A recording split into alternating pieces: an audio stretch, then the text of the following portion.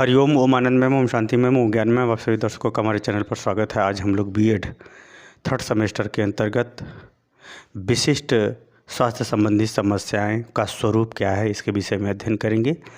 विशिष्ट स्वास्थ्य संबंधी समस्या का तात्पर्य है कि शैक्षिक जीवन में या शैक्षिक दिनचर्या में बालक के अंदर कुछ ऐसी विशेष प्रकार की समस्याएं उत्पन्न हो जाती हैं जिसके कारण से उनका शैक्षिक जीवन प्रभावित होने लगता है, यानी उसकी शिक्षा दीक्षा में, पढ़ाई लिखाई में बाधा उत्पन्न होने लगती है। तो ऐसी जो समस्याएं होती हैं उसे हम विशिष्ट स्वास्थ्य संबंधी समस्याएं कहते हैं।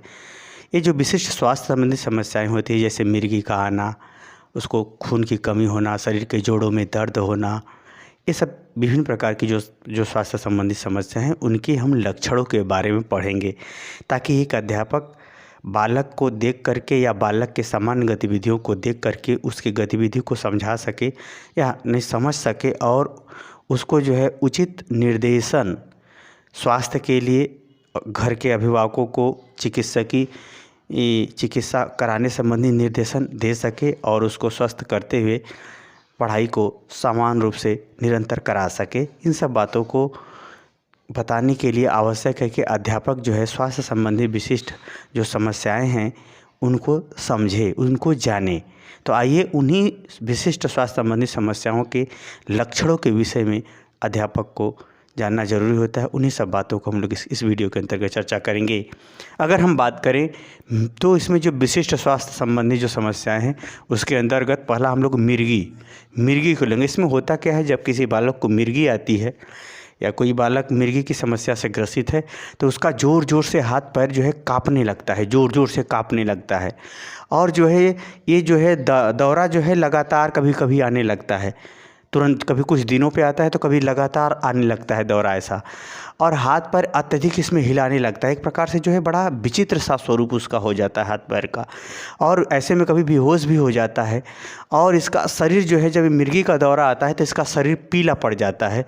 हाथ पैर यानी कभी कभी जो है जब मिर्गी आता है तो कभी कभी हाथ पैर आपस में बहुत तेज़ी से रगड़ने लगता है, टाइट कर लेता है, ऐसे टाइप का लक्षण देखने को मिलता है। और उसका कभी कभी मुंह जो है अत्यधिक बवा जाता है या खुला रहता है। ऐसे जो लक्षण जो देखे जाते हैं वह सामान्यतः मिर्गी के लक्षण होते हैं। अध्यापक को इन लक्षणों को जानना चाहिए ताकि अध्यापक इन लक्षणों के आधार पर उसको सुनिश्चित कर सके कि इसको मिर्गी का दौरा है या नहीं है। तो ये सामान्यतः मिर्गी के लक्षण देखे जाते हैं। अगर हम अगर विशिष्ट समस्याओं के अंतर्गत देखें तो जो शुगर की बीमारी होती है, जो इसको हम हिंदी में मधुमेह कहते हैं, इसमें जो है हमारे शरीर में इंसुलिन की जो हार्मोन्स होता है, इंसुलिन का हार्मोन्स बहुत कम मात्रा में बनता है या इंसुलिन बहुत कम मात्रा में होने के कारण से जो है हमारे शरीर में, हमारे ब्लड ग्लूकोज में जो है शुगर की मात्रा बढ़ जाती है, बहुत ज़्यादा ब्लड जो है मीठा हो जाता है। तो ऐसे में क्या होता है, बालक को क्या होता है, अत्यधिक थकान आती है।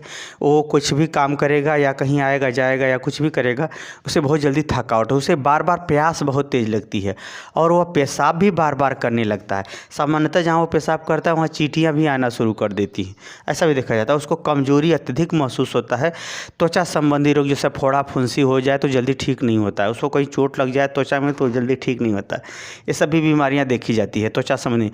और इसका वजन भी काफ़ी जो है घटने लगता है, कार्य क्षमता यानी कार्य करने की क्षमता भी क्या होती है, कम होने लगती है। तो ये सब लक्षण शुगर के होते हैं, यानी बालकों के अगर शुगर की बीमारी हो जाती है तो ऐसे लक्षण देखने को मिलते हैं। तो उसके हाव भाव, थकान और स्वरूप को देख करके उससे अध्यापक को इन सब को भी अनुमान लगाने में सहायता मिलती है। अध्यापक अगर इन लक्षणों को याद रखता है या समझता है, जानता है तो तुरंत बालक को पहचान लेता है और उस हिसाब से उसका उपचार इत्यादि निर्देश देता है। आगे है दमा या एलर्जी, ये है स्वास्थ्य संबंधी समस्या। इसमें जब स्वास्थ्य संबंधी जो समस्याएं होती है तो सामान्यतः जो है स्वास्थ्य संबंधी समस्याएं जो फूलों के परागकण होते हैं, वह परागकण अगर हमारे शरीर के अंदर जाते हैं किसी कारण किसी माध्यम से तो जो है हमको ये जो है सांस संबंधी एलर्जी या बीमारी पकड़ती है। दूसरा, या धूल के जो कण होते हैं या ये कहीं कि प्रदूषण, वायु प्रदूषण जितना अत्यधिक रहेगा उतना ही जो है दमा संबंधी यानी श्वास संबंधी बीमारियां उत्पन्न होती हैं। और उसके लक्षण इस प्रकार से होते हैं जैसे इसमें एक प्रकार की एक एलर्जी होती है। एक प्रकार की ये क्या होती है, शुरू में एलर्जी, अगर एलर्जी का रूप पकड़ लिया है तो वह धूल या परागकणों के माध्यम से उसको जो है बहुत अत्यधिक सांसों का बढ़ जाना या अत्यधिक छींक आने लगना या अत्यधिक जो है उसे जो है उसका श्वसन दर में जो वृद्धि हो जाता है। तो ये सब देखा जाता है एलर्जी कार्ड से। अगला है इन्फेक्शन। यदि वो किसी प्रकार का इन्फेक्शन हो गया है किसी बीमारी की वजह से, तो इन्फेक्शन के कार्ड से भी उसकी सांसें, जैसे निमोनिया जैसे होती है उस तरह से निमोनिया भी अगर होती है तो उसमें जो है बहुत ज़्यादा फेफड़े, बहुत ज़्यादा वो सांस लेना शुरू कर देता है। तो किसी प्रकार से वह किसी अन्य रोगों के कारण से या अन्य दवाइयों के कारण से अगर इन्फेक्शन हुआ है या किसी भोजन के कारण से इन्फेक्शन हुआ तो है, उसमें भी जो है उसकी श्वसन दर बढ़ जाती है, उसको जो है साए साए करके या लंबी लंबी सांसें लेना शुरू करता है। ऐसे टाइप का बीमारी देखना है। अगर है साइड इफेक्ट, साइड इफेक्ट का मतलब यह है कि जैसे हम लोग सामान्य दिनचर्या में जो दवाइयाँ खाते हैं उसमें बहुत सारी दवाइयाँ होती हैं जो साइड इफ़ेक्ट डालती हैं अंगों पर। कुछ दवाइयाँ हार्ट पे, कुछ दवाइयाँ जो है फेफड़े पे, तो कुछ दवाइयाँ लीवर पे, तो कुछ दवाइयाँ आंतों पर, वो अपना साइड इफ़ेक्ट डालती हैं। यही कारण है कि दवाई जो है, दवाई के संग उचित मात्रा में जो उसका उपयोग का ढंग है या उसके संग जो खाने पीने का प्रावधान है वह सबको ध्यान में रखते हुए ही दवाई का सेवन करना चाहिए। तो यह साइड इफ़ेक्ट के कारण से भी इनमें इन्फेक्शन हो जाता है फेफड़े वफड़े में, तब भी हमारा जो है सांस संबंधी बीमारी। अगला है ऐसे लोग जब सांस लेते हैं, साइड इफ़ेक्ट का श्वास लेते हैं तो श्वास में जब खींचते हैं उनका चेहरा हल्का सा पीला हो जाता है, यानी जब वो लंबी लंबी सांसें लेता है जिसको हम लोग कहते हैं उसका सांस दूर रहा है, उसको सांस लेने में तकलीफ़ हो रही। तो ऐसे परिस्थिति में जब वो सांस लेता है तो उसके चेहरे पे हल्का सा पीलापन दिखाई देता है, और जब वो सांस लेता है तो साए साए की ध्वनि जो है सुनाई देती है। और कभी कभी ऐसा होता है कि श्वसन की जो है बीमारियों में अगर जैसे भावात्मक आदमी बहुत अधिक थक गया है तो लंबी सांस लेकर के बोलता है, या कभी कभी कोई दर्द है, कोई बहुत जो है उसको पीड़ा है, भयंकर पीड़ा है, या कभी एक्सीडेंट हो गया तो उस समय भी श्वास नली जो है अवरुद्ध होती है। तो श्वास उस समय जो कम होती है तो उस समय जो भावात्मक अभिव्यक्ति वह उसके माध्यम से करता है कि हमारी कंडीशन क्या है, सीरियस है या सामान्य है या कोई तकलीफ़ नहीं। तो इस प्रकार से श्वास के माध्यम से हमारी भावात्मक अभिव्यक्ति भी होती है।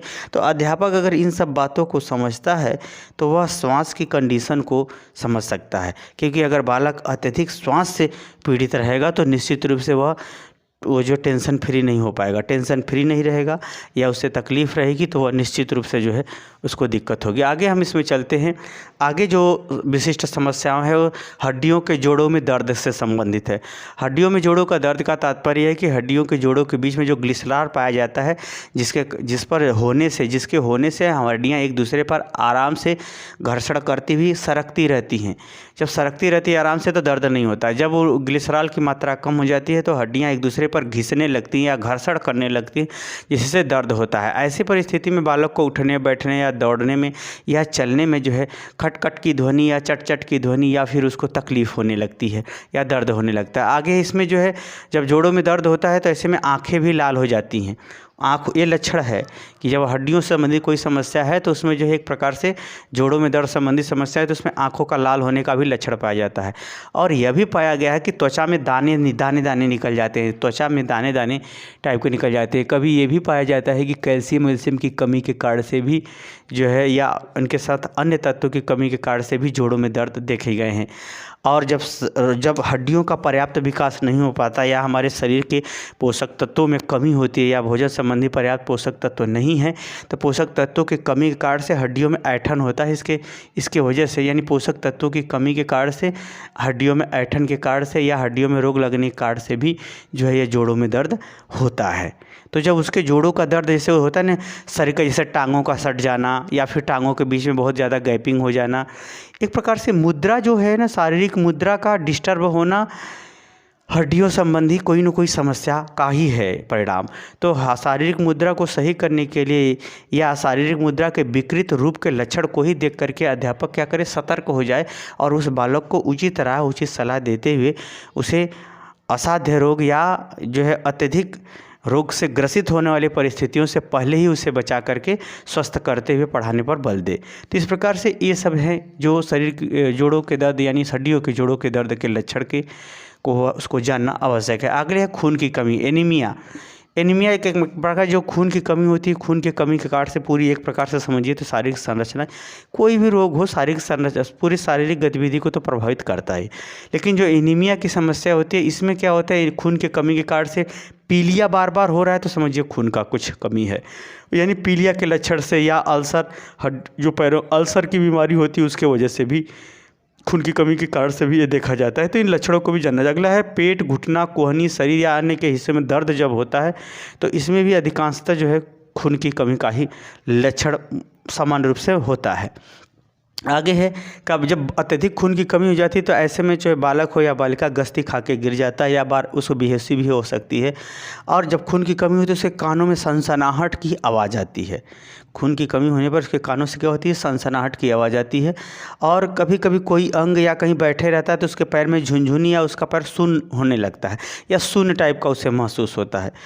आगे है ये सब लक्षण होते हैं। स्पष्ट दिखाई नहीं देना, उसके आंखों से जो है स्पष्ट नहीं दिखाई देता, जैसे झलफला टाइप का दिखाई देता, स्पष्ट नहीं दिखाई देता। ऐसा नहीं कि आंखों की बीमारी के कारण से ही स्पष्ट नहीं दिखाई देता, खून की कमी के कारण से भी स्पष्ट अगर वह देखने में उसको दिक्कत होती है तो अध्यापक को ध्यान में रखना चाहिए कि उसे तुरंत सलाह दे कि वह खून का और हीमोग्लोबिन का और वो आँख का टेस्ट जरूर करा ले। इसी तरह से अत्यधिक निद्रा, ऐसे जो खून की कमी होती है तो अत्यधिक निद्रा लेता है बालक या अत्यधिक सोचा, थकान बहुत ज़्यादा उसको आती है, उसकी त्वचा खुरदुरी टाइप का हो जाती है, यानी खुरदुरा त्वचा उसका बनना शुरू हो जाता है या बना रहता है या बनता है। तो इस प्रकार से लक्षण हैं आपको, इसमें कुछ लक्षण और कुछ लक्षणों के साथ कार्ड भी बताए गए। यह आप एक अध्यापक को जानना परम आवश्यक होता है, क्योंकि अध्यापक बालकों को जब स्वस्थ रखेगा, प्रसन्न रखेगा, रुचि उत्पन्न करेगा, तब वो पढ़ा सकेगा। तो अध्यापक को ये जो सामान्य चीज़ें हैं जो सामान्य दिनचर्या में एक विशिष्ट समस्या के रूप में होती हैं, जिसके कारण से बालक की शिक्षा दीक्षा प्रभावित होती है, तो इन जो है विशिष्ट स्वास्थ्य संबंधित समस्याओं को जानना आवश्यक है, ताकि अध्यापक उन सबको जानते हुए उस बालक के प्रति उचित व्यवहार को अपनाते हुए उसे स्वस्थ रखते हुए शिक्षा का कार्य या शिक्षण का कार्य आराम से सुचारू रूप से संचालित करते हुए उसे अधिगम करा सके। तो ये जो है इसमें जो है मिर्गी है, शुगर है, दिमाग की समस्या यानी श्वास की समस्या, जोड़ों का दर्द और खून की कमी, ये जो है विशेष प्रकार की समस्या है। अगर इसमें से कुछ भी समस्याएं होती हैं तो बालक का शैक्षिक जीवन प्रभावित होता है। इसलिए अध्यापक को इन सब लक्षणों को जानना चाहिए, समझना चाहिए, याद रखना चाहिए और आगे के वीडियो में इन सब के संदर्भ में अध्यापक का क्या व्यवहार होना चाहिए वो बताया जाएगा। मुझे उम्मीद है कि मेरे द्वारा दिया गया व्याख्यान आप समझ गए होंगे। समझ गए तो कमेंट बॉक्स में जरूर बताइए।